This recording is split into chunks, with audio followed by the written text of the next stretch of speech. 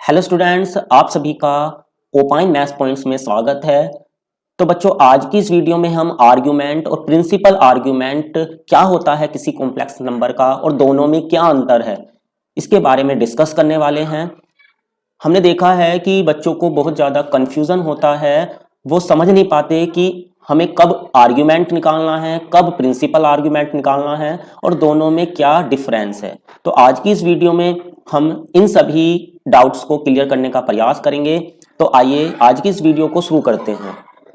तो बच्चों, हम मान लेते हैं हमारे पास एक कॉम्प्लेक्स नंबर है x प्लस का आई वाई, जहां पर हमने मान लिया है कि x और y दोनों हमारे क्या हैं, पॉजिटिव नंबर्स हैं। तो अभी हम इनको आर्गन प्लेन में लोकेट करते हैं। तो ये हमारा हो गया x एक्सिस, ये हो गया हमारा y एक्सिस, ये y एक्सिस हो गया, ये x एक्सिस हो गया।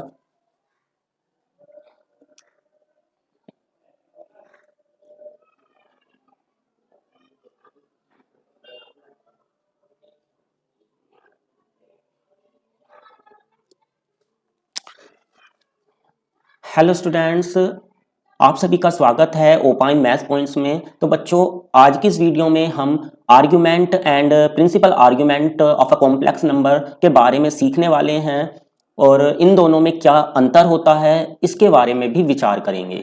तो हमने देखा है कि बच्चों को बहुत ज़्यादा कन्फ्यूज़न रहता है, वो समझ नहीं पाते कि आर्ग्यूमेंट क्या है, प्रिंसिपल आर्ग्यूमेंट क्या है और दोनों में ही क्या डिफरेंस है। तो आज की इस वीडियो में हम आपको ये जो कंसेप्ट है इसको बिल्कुल अच्छी तरीके से क्लियर करने का प्रयास करेंगे। तो आइए आज की इस वीडियो को शुरू करते हैं।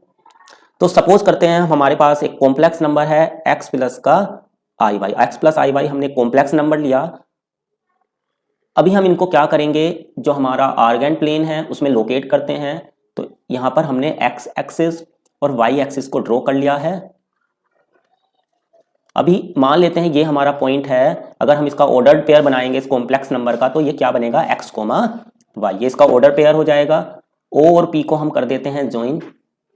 अभी यहाँ से इस पर डाल देते हैं परपेंडिकुलर, तो जो हम परपेंडिकुलर डालेंगे pm, तो pm जो है वो हमारा y हो जाएगा, जो om है वो हमारा हो जाएगा x के बराबर। अब हमने मान लिया कि ये जो op है वो x एक्सिस की पॉजिटिव डायरेक्शन के साथ कितना एंगल बना रही है, थीटा एंगल बना रही है। तो ये जो थीटा एंगल है ये क्या होगा, हमारा आर्ग्यूमेंट होगा।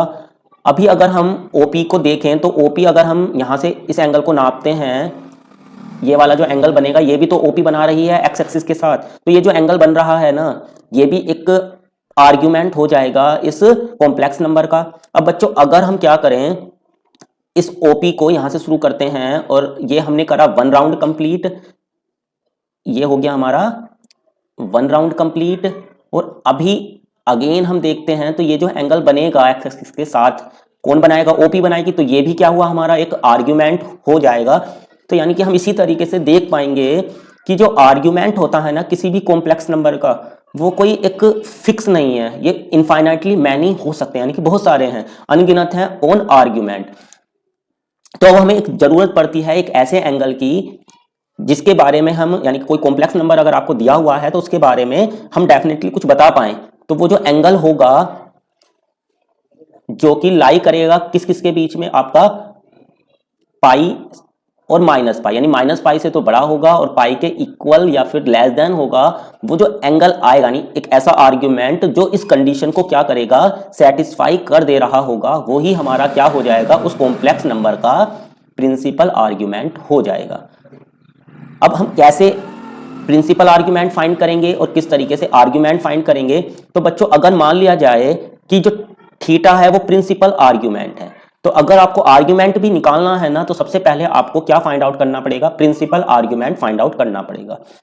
अभी हम आगे आपको बताएंगे कि प्रिंसिपल आर्ग्यूमेंट किस तरीके से फाइंड आउट करना है। सबसे पहले हम आपको आर्ग्यूमेंट और प्रिंसिपल आर्ग्यूमेंट किस तरीके से हम निकालेंगे, थोड़ा सा इनके बारे में बता देते हैं। तो मान लीजिए जो थीटा है वो क्या है, इस कॉम्प्लेक्स नंबर का आर्ग्यूमेंट है। तो जो थीटा प्लस 2n पाई होगा हमारा, जहां पर n कोई भी आपका इंटीजर हो सकता है, तो ये जो होगा वैल्यू हमारी निकल के आएगी थीटा प्लस 2n पाई, ये क्या हो जाएगा, उसका आर्ग्यूमेंट हो जाएगा। यहाँ पर हम जैसे जैसे n की वैल्यू चेंज करेंगे वैसे वैसे हमें अलग अलग जो आर्ग्यूमेंट हैं वो निकलते चले जाएंगे, यानी कि हमें वो मिलते चले जाएंगे। तो अब किस तरीके से हम प्रिंसिपल आर्ग्यूमेंट फाइंड करेंगे, तो आइए बच्चों एक एग्जाम्पल लेते हैं। मान लीजिए आपको एक नंबर दिया -1 प्लस का i, और आपको इसका आर्ग्यूमेंट भी फाइंड आउट करना है और प्रिंसिपल आर्ग्यूमेंट भी फाइंड आउट करना है। तो सबसे पहले हम करेंगे क्या, अगर हम देखें इस पॉइंट का जो आपका ऑर्डर्ड पेयर होगा वो होगा आपका -1, 1, और अगर हम इस पॉइंट की बात करें तो ये किस क्वाड्रेंट में लाई करता है, -1, 1, इस सेकंड क्वाड्रेंट में लाई करेगा। तो ये बात तो क्लियर हो जाती है कि जो आपका प्रिंसिपल आर्ग्यूमेंट होगा वो ये वाला एंगल होने वाला है। आपको यहाँ ये देख लेना बच्चों, वैसे तो बहुत सारे तरीके हैं लेकिन सिंपल सा तरीका मैं आपको बताता हूँ कि आपको ये देखना है कि ये जो लाइन है, ये जो लाइन आपको दिख रही है ओरिजिन और इस पॉइंट को मिलाने वाली, ये एक्स एक्सिस जो एक्स एक्स है उसकी पॉजिटिव डायरेक्शन के ज्यादा करीब पड़ती है या फिर नेगेटिव डायरेक्शन से ज्यादा करीब पड़ती है।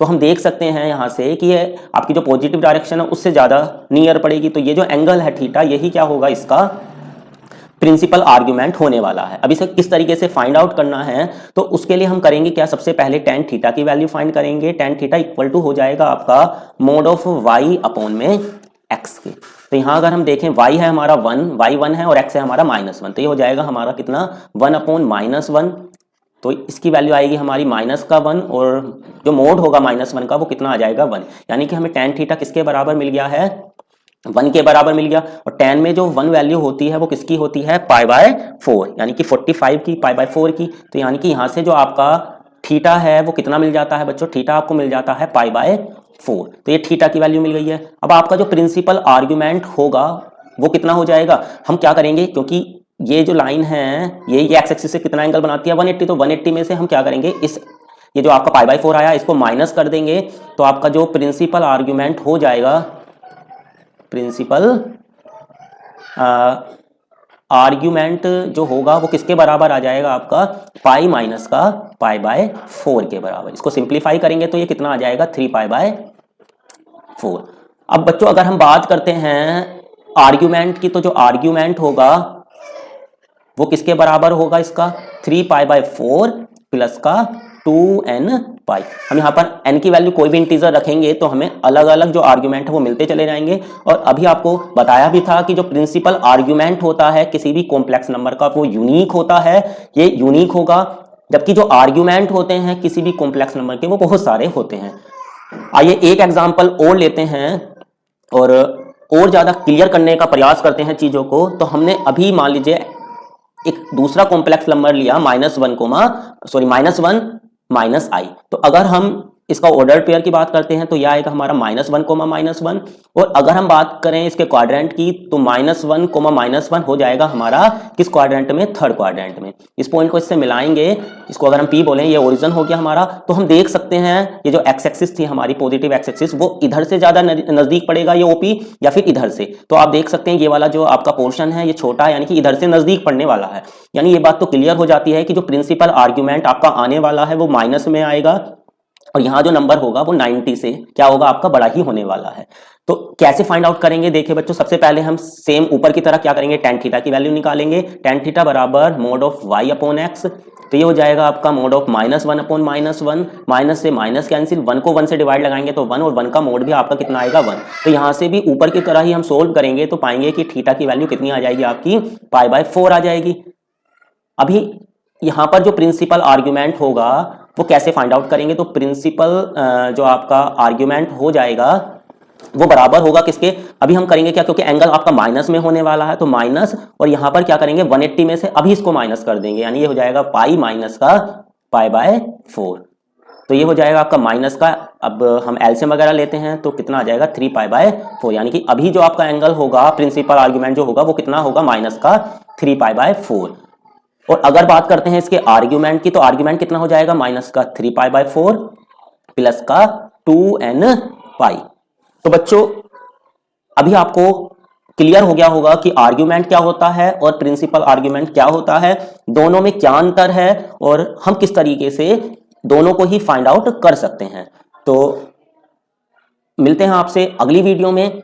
जय हिंद, जय भारत।